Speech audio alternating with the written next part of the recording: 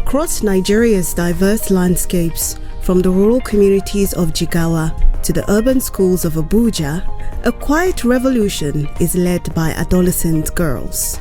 This is the story of the Girl-Led Research and Action Project, a decolonial feminist movement where girls are using their voices, their research, and their courage to rewrite their future, reclaim power, and break barriers.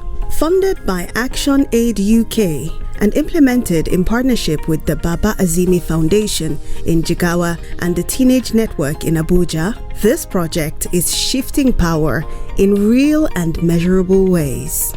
In Nigeria, where only 47% of girls attend school in some northern regions and 44% are married before their 18th birthday, the Girl-Led Research Project challenged the norms that silence young girls and limit their dreams. Na yi makaranta shekara ɗaya da fita. Sakamakon ban yi samu damar ci gaba ba, iyayena suna maganar aurar da ni. Shikenan da muka je mu aka yi mana wannan bayanin da yanda ake aurar da yara mata kafin su girma dinnan ko kuwa rashin ilimi, to wa'anda suka koyar da mu mun sha mamakin kankantar su, har wasu ma daga cikin mu ana wa'annan yaran su za su koyar da mu me to da aka fara bayani sai wannan ya ce kai gaskiya wannan ya burge ni, ko kuwa wanda ta burge ni, ilimi ma yayi a rayuwa. Sai na ji ni ma a raina ai ina so in ci gaba da yin karatun nan. Sai na samu iyayena sai na musu jawabi, ya suka ce to bari za su yi shawara. To da suka yi shawara na sai suka ce to bari su ga in Allah ya yarda wannan shekarar su ma za su yi kokarin su sani a makaranta domin in ci gaba da karatu. Across Nigeria, girls' confidence blooms despite regional disparities. Before, I was timid in a way. I didn't like to come out to all activities because I feel we lurk behind the shadows of men or other boys. But now I see myself standing out, talking, explaining myself to people. Like, it has made me different. I'm different from who I was before. For the Girl-Led Action, I used to even have a passion for helping, but I don't know how to start or where I should start from. This was like the first time I got to speak up for what I think is right. For generations, harmful gender norms have dictated what girls can or cannot do. Harmful norms like gender roles and unequal treatment are crumbling through dialogues, creating power with allies. In the part of the country where we find ourselves in the north, there's always this separation between girls and boys. But with the coming of the program and the enlightenment, I see them mingling, seeing themselves as one. Because before the coming of the program, even grouping them to do group assignments and all that, it's like the girls will still form another smaller group to do their own different. But with the coming of this program, I see them relating very well, coming together as a team to work together for their own common good. The most fantastic thing that I never thought would happen was for girls to go back home and actually, convince their parents that, look, the whole responsibility of domestic chores shouldn't be on me. It should be shared with my other male siblings. And that was fantastic for me. I've never realized that at the time when we were doing that, they would be able to go and do that. And then going back now to the Girl-Led Action, we've used the same tools to now sensitize communities and sensitize schools, and we're seeing the same results. And what this demonstrates to us is that we can use the same tools to actually change attitudes and behaviors and norms within communities. Hopefully, we're going to get a generation of people that actually respect girls, and they won't be, discriminating and treating them unequally, even at the family unit.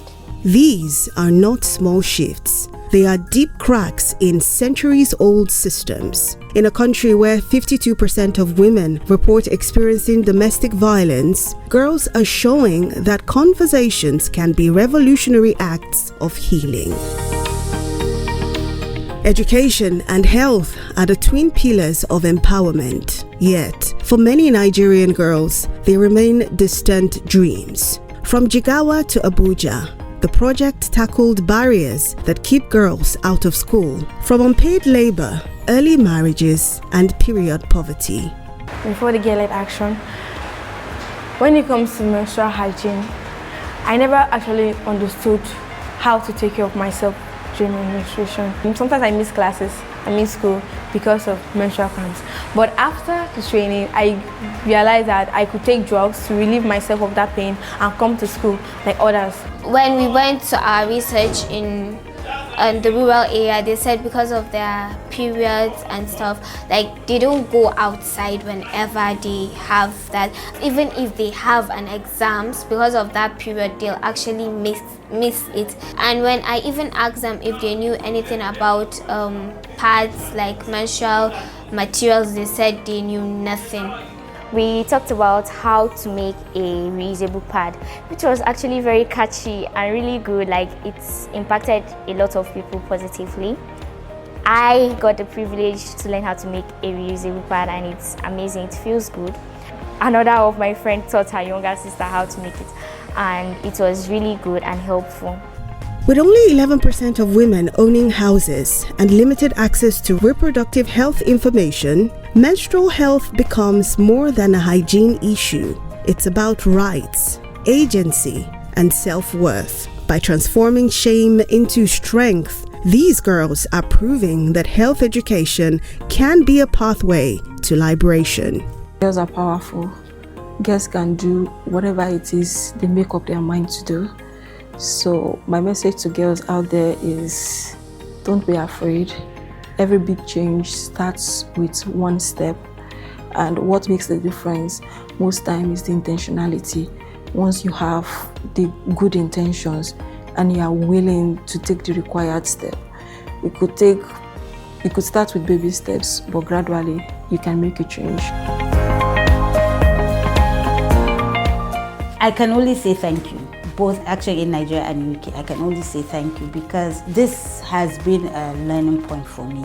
My message to our sponsors is that they actually did a very great job, and I'm actually proud of them for creating this platform for girls, like a 13-year-old girl talking to seat holders to do something for girls. I think they did a really great job, and thumbs up to them.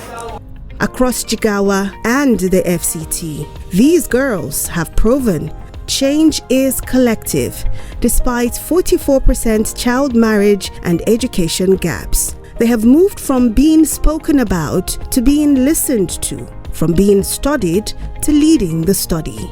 Now, they call on all of us, parents, teachers, and policymakers, to keep the revolution alive. Join the movement. Advocate, support, empower. Because when girls lead, nations rise.